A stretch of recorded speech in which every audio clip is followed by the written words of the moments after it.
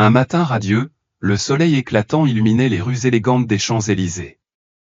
Devant le portail d'une somptueuse villa, une voiture noire luxueuse et rutilante attendait, prête à partir. Monsieur Jacques, un homme d'affaires prospère, sortit de la demeure vêtu d'un costume impeccablement taillé. Son visage reflétait cette confiance naturelle des hommes habitués au pouvoir. À ses côtés, Madame Claire, sa ravissante épouse, portait une robe élégante, incarnant l'allure raffinée qui l'accompagnait lors des événements importants. « Tu pars tôt ce matin ?» demanda Claire d'une voix douce, son sourire éclatant masquant à peine une légère inquiétude dans son regard.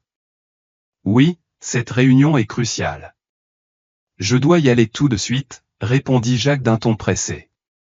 Le chauffeur s'approcha et ouvrit la portière pour lui.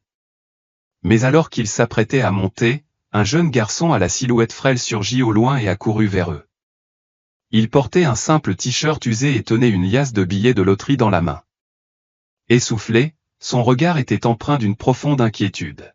« Monsieur, ne prenez pas la voiture » s'écria-t-il d'une voix tremblante. Surpris, Jacques et Claire se retournèrent brusquement. Jacques fronça les sourcils, oscillant entre l'étonnement et l'agacement. « Qu'est-ce que tu racontes? Pourquoi crier ainsi ?» Le garçon, haletant, planta son regard inquiet dans celui de Jacques avant de s'exclamer d'un ton précipité, « Monsieur, j'ai entendu cette dame et un homme se dire qu'ils allaient couper les freins de votre voiture.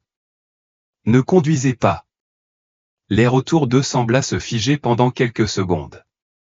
Madame Claire regarda le garçon avec stupeur avant de s'emporter brusquement. Elle s'écria d'une voix furieuse, « Espèce de petit vaurien. Tu oses raconter de tels mensonges? Tu cherches de l'argent, c'est ça? Déguerpis immédiatement. » Le garçon ne recula pas. Sa voix tremblait, mais sa détermination restait intacte, « Non. Je ne mens pas. Cette nuit, j'ai dormi près du parking et j'ai tout entendu. Ils ont dit que vous ne reviendriez jamais, et qu'ils auraient tout votre héritage. » Monsieur Jacques fixa l'enfant, partagé entre le doute et la méfiance. Madame Claire, furieuse, lui attrapa le bras et s'exclama avec exaspération, « Tu ne vas quand même pas croire à ces absurdités? C'est ridicule. Il faut le chasser immédiatement. » Mais le garçon insista, les yeux suppliants, « Monsieur, je vous en prie, vérifiez vos freins. S'il n'y a rien, je partirai sur le champ. Mais s'il y a quelque chose, vous saurez que je dis vrai. » Jacques hésita. Son regard passa du garçon à Claire. Un instant, le visage de cette dernière parut se décomposer, mais elle se reprit aussitôt, « Ne perds pas ton temps avec ces balivernes. » Cependant, un doute insidieux commença à germer dans l'esprit de Jacques. Il fit signe à son chauffeur de vérifier les freins. Ce dernier, surpris, s'exécuta sans tarder. Madame Claire se tenait à côté, le visage crispé, mais elle s'efforçait de le cacher en lançant quelques remontrances supplémentaires au garçon. Quelques minutes plus tard, le chauffeur revint, le visage empreint d'inquiétude, « Monsieur, les freins ont été sabotés. Partir dans ces conditions serait extrêmement dangereux. » Jacques resta figé, les yeux écarquillés, regardant le chauffeur avant de tourner son regard vers Claire. Soudain, elle fit un pas en arrière, tentant de conserver son calme, mais l'inquiétude transparaissait dans son regard. Le garçon, debout à côté d'eux, baissa la tête, mais sa voix retentit avec assurance. « Vous voyez? Je vous l'avais bien dit. Je voulais juste vous sauver. » L'atmosphère devint électrique devant le portail du manoir. Jacques fixa Claire, le doute l'assaillant de toutes parts. Un frisson glacé lui parcourut l'échine lorsqu'il réalisa que le danger pouvait venir de la personne en qui il avait le plus confiance. Jacques, 52 ans, était un homme d'affaires prospère et influent dans le secteur de l'immobilier au Vietnam. À la tête de nombreux projets d'envergure, il jouissait d'un immense respect dans le milieu pour sa détermination et son talent de leader hors pair. Il était l'incarnation de la réussite, aussi bien professionnelle que familiale. Amoureux de sa femme, Claire, il la considérait comme son pilier, son soutien inébranlable dans l'ascension de sa carrière. Cependant, absorbé par son travail et aveuglé par une confiance absolue envers ses proches, il n'avait pas perçu les changements subtils qui s'opéraient autour de lui. Pour lui, la famille était ce qu'il y avait de plus précieux, mais il ignorait que la cupidité s'immisçait insidieusement parmi ceux en qui il avait foi. Claire, 40 ans, incarnait l'élégance et l'image parfaite de l'épouse dévouée. Depuis son mariage avec Jacques, elle menait une vie de luxe, profitant pleinement des privilèges qu'il lui offrait. Mais derrière son sourire doux et son attention feinte, se cachait une femme animée d'ambitions bien plus profondes. Le succès de Jacques ne remplissait pas Claire de fierté, mais plutôt d'une insatisfaction silencieuse.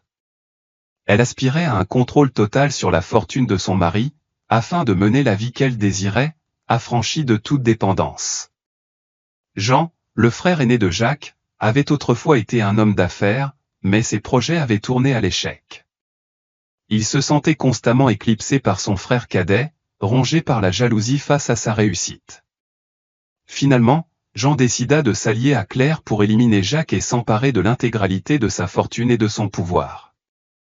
Leur complot fut orchestré avec une précision méticuleuse. Profitant de son accès aux propriétés de Jacques, Jean s'introduisit discrètement dans son garage et sectionna les freins de sa voiture. Leur plan était simple, maquiller la mort de Jacques en un accident tragique, sans laisser la moindre trace de leur implication. Ensuite, ils feraient légalement valoir leur droit à l'héritage pour s'approprier l'ensemble de ses biens. Mais rien ne se passa comme prévu. Dans l'obscurité de la nuit, sur le parking voisin du domaine, Louis, un jeune orphelin qui vendait des billets de loterie, avait choisi cet endroit pour passer la nuit. Maigre, vêtu d'un vieux manteau élimé, son apparence contrastait avec l'intelligence vive et le regard perçant qui l'animait.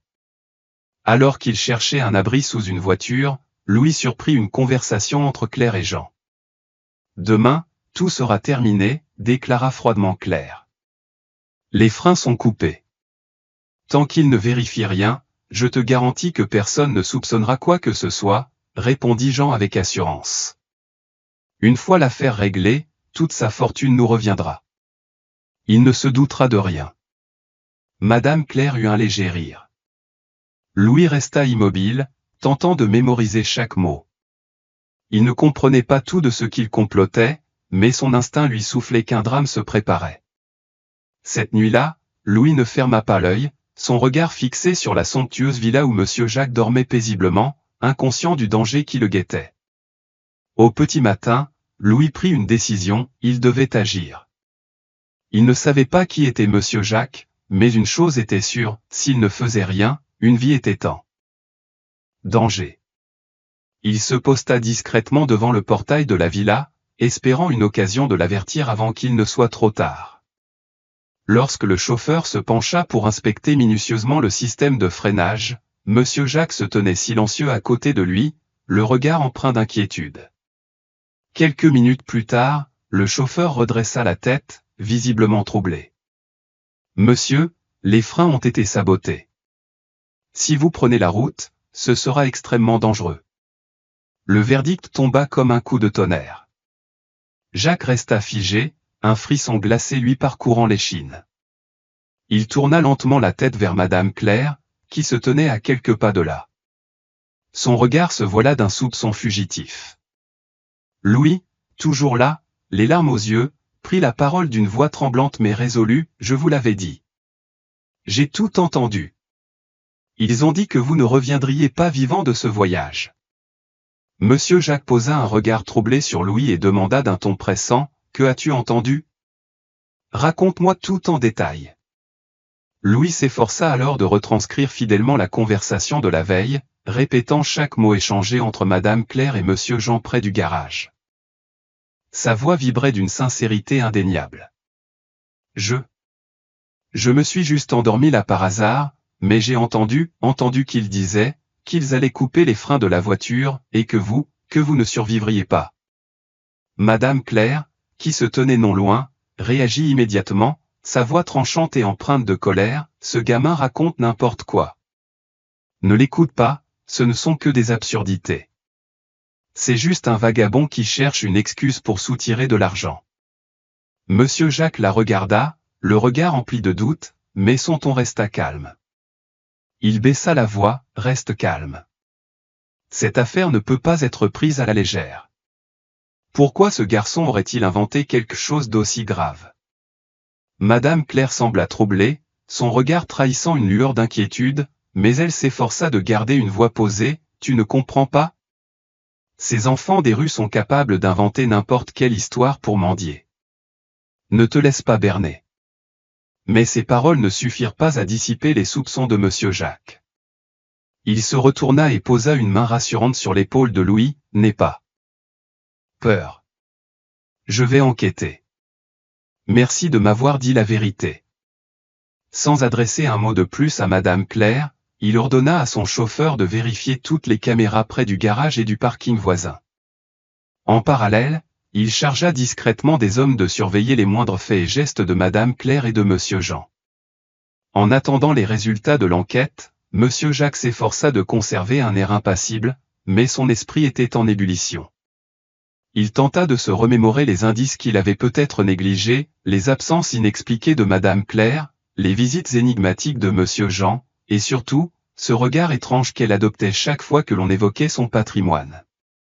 Quelques jours plus tard, le chauffeur apporta à Monsieur Jacques une vidéo issue d'une caméra de surveillance du parking près de chez lui. Sur l'enregistrement, Monsieur Jean entrait furtivement dans le garage en pleine nuit, tandis que Madame Claire restait à l'extérieur, semblant faire le guet. Un autre enregistrement audio, fourni par Louis, fut également transmis. On y entendait distinctement une conversation entre Madame Claire et Monsieur Jean, les freins sont coupés. Demain, tout sera terminé. Tu en es sûr? Tout doit être parfait. Il ne doit rester aucune trace. Ces paroles résonnèrent dans le bureau de Monsieur Jacques comme une sentence irrévocable. Il serra les poings, tentant de contenir à la fois sa colère et sa douleur. Sa propre épouse, celle qu'il avait tant aimée, et son frère, en qui il avait placé toute sa confiance, complotaient contre lui, prêts à l'éliminer pour une simple question d'héritage.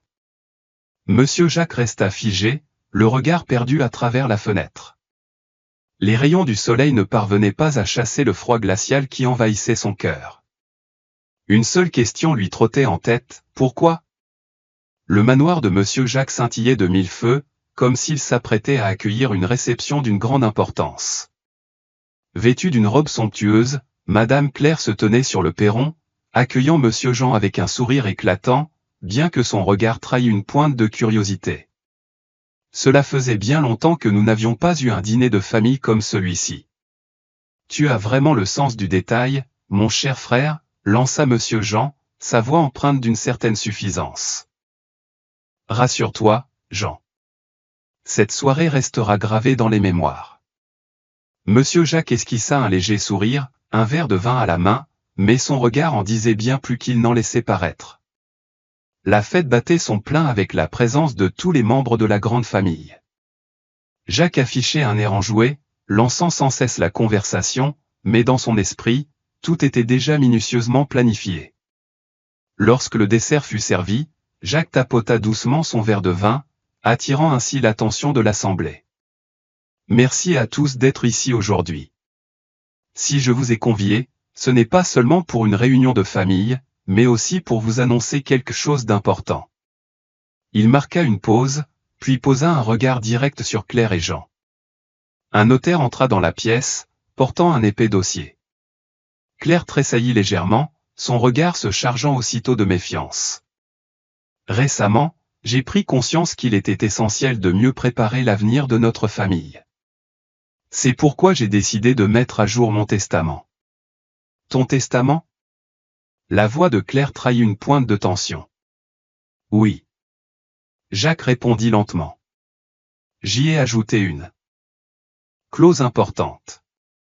Si je venais à mourir dans un accident ou dans des circonstances suspectes, l'intégralité de mon patrimoine serait léguée à des associations caritatives. Aucun membre de la famille n'en hériterait. Un silence pesant s'abattit sur la pièce. Claire et Jean pâlirent, visiblement bouleversés.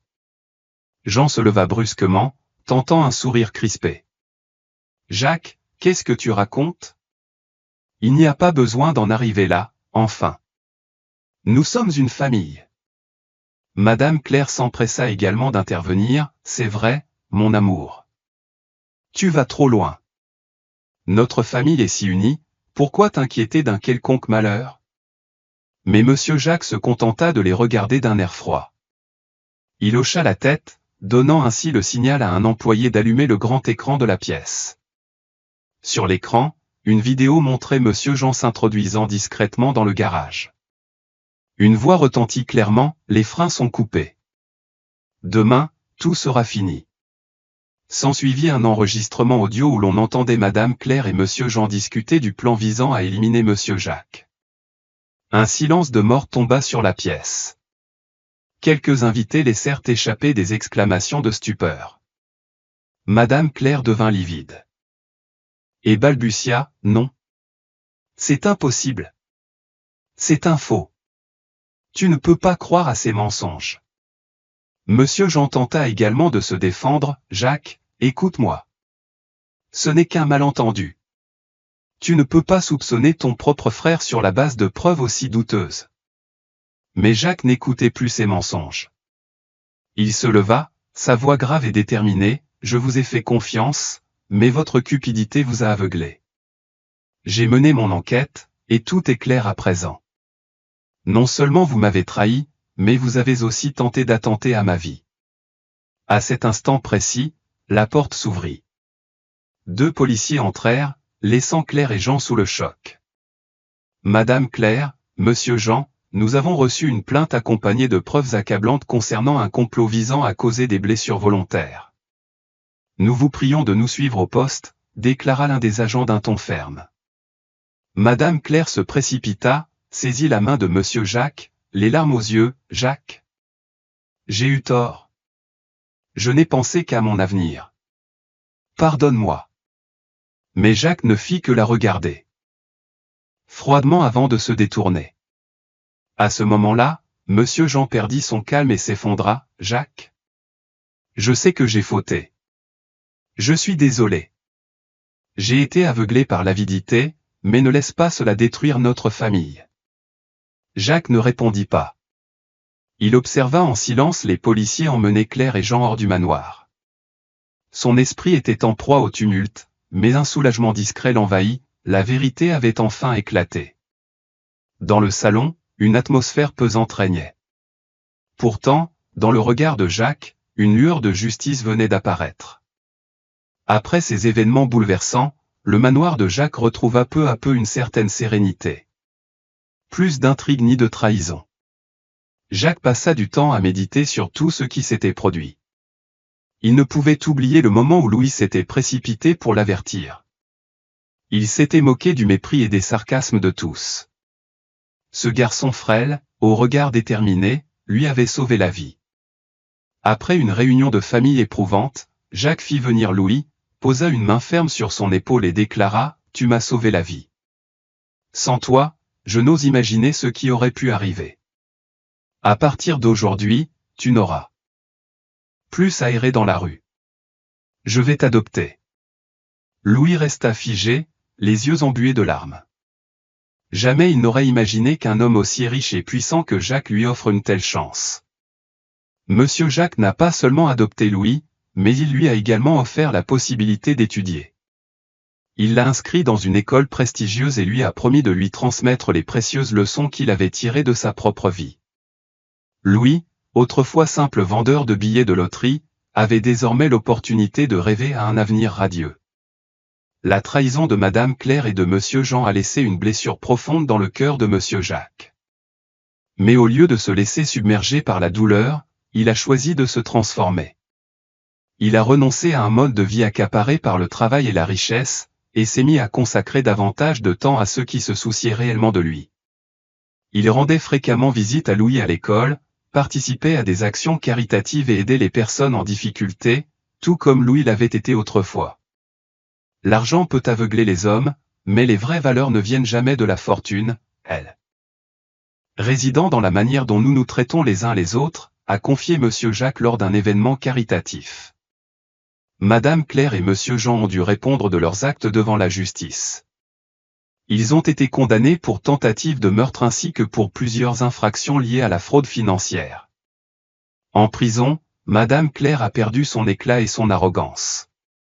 Les jours passés dans la solitude lui ont fait comprendre que sa cupidité avait détruit sa vie. Quant à Monsieur Jean, autrefois le frère de confiance de Jacques, il ne lui restait plus que des regrets amers. Toute la fortune qu'ils espéraient s'approprier s'était volatilisée. À la place, ils devaient faire face à l'isolement et au mépris de la société. Cette affaire n'a pas seulement bouleversé la vie de Monsieur Jacques et de Louis, mais elle a aussi servi de leçon poignante sur la cupidité et la trahison. Louis, d'un petit garçon errant, a désormais un foyer et une chance de construire son avenir. Monsieur Jacques, autrefois un entrepreneur trahi, a retrouvé le sens de la vie et la valeur de la sincérité. Non seulement Louis lui a sauvé la vie, mais il est aussi devenu une source d'inspiration qui a permis à Monsieur Jacques d'entamer un nouveau chapitre, plus complet et plus riche de sens, après des épreuves marquées par la douleur et les tourments. La lumière de la réconciliation et de l'affection est revenue illuminer la vie de Monsieur Jacques et de Louis. Louis, ce jeune orphelin qui vendait des billets de loterie et survivait dans la rue, est désormais le fils adoptif de Monsieur Jacques. Il n'a pas seulement trouvé un toit, mais aussi l'amour et les conseils d'un homme pour lequel il avait risqué sa vie. Les premiers jours chez Monsieur Jacques furent déroutants pour Louis. Lui qui avait toujours dormi sur les trottoirs et vécu au jour le jour avec des repas modestes, se retrouvait soudainement dans une somptueuse demeure. Pourtant, la patience et l'affection sincère de Monsieur Jacques lui permirent rapidement de se sentir à sa place. « Tu m'as sauvé la vie, Louis. À partir d'aujourd'hui, je vais t'enseigner tout ce qu'il faut pour que tu puisses mener une existence heureuse et digne, » lui déclara Monsieur Jacques un matin paisible, dans le jardin de la maison. Louis se montra studieux et attentif à chaque leçon de son père adoptif. Il n'apprenait pas seulement ce que contenaient les livres, mais aussi des valeurs essentielles, l'honnêteté, la gratitude et le respect d'autrui. Les épreuves qu'avait traversées Monsieur Jacques transformèrent profondément sa vision du monde. Lui qui ne vivait autrefois que pour son travail et sa fortune comprenait désormais la véritable richesse des liens sincères. La vie ne se résume pas à accumuler des biens, mais à donner et recevoir de l'amour. Monsieur Jacques partagea cela lors d'une conversation avec Louis. Sous sa guidance, Louis devint peu à peu un adolescent confiant et empreint de bienveillance. Il était un excellent élève, participait activement aux activités sociales et devint la fierté de Monsieur Jacques. Jacques n'était pas seulement un père, mais aussi un mentor qui lui apprit à mener une vie empreinte de sens. « Je n'oublierai jamais tout ce que tu as fait pour moi.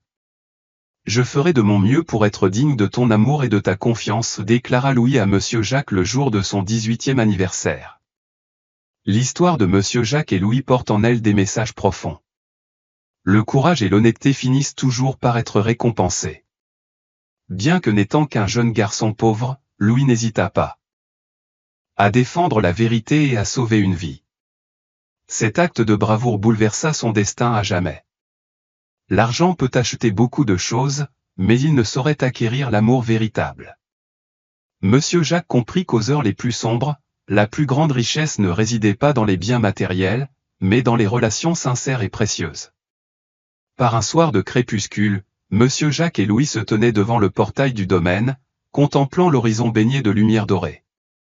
Leur regard était empli d'espoir et de foi en un avenir radieux. « Nous construirons tout ensemble, Louis, un avenir non seulement prometteur pour toi, mais aussi pour les autres, » dit Monsieur Jacques en posant une main bienveillante sur l'épaule du jeune homme. Louis hocha la tête et sourit. Il savait qu'à partir de cet instant, sa vie entamait un nouveau chapitre, un chapitre empli d'amour, de sens et d'espoir. Merci à tous d'avoir suivi cette histoire émouvante de courage et d'humanité. À travers le parcours de Louis et de Monsieur Jacques, nous réalisons que l'honnêteté, la bienveillance et l'amour sont les valeurs les plus précieuses de la vie. Si cette histoire vous a touché, n'oubliez pas d'aimer la vidéo, de vous abonner à la chaîne et d'activer la cloche pour ne rien manquer des prochaines histoires inspirantes. Laissez un commentaire pour partager vos impressions et contribuer à diffuser ces belles leçons de vie autour de vous. Merci pour votre soutien. À très bientôt dans une prochaine vidéo.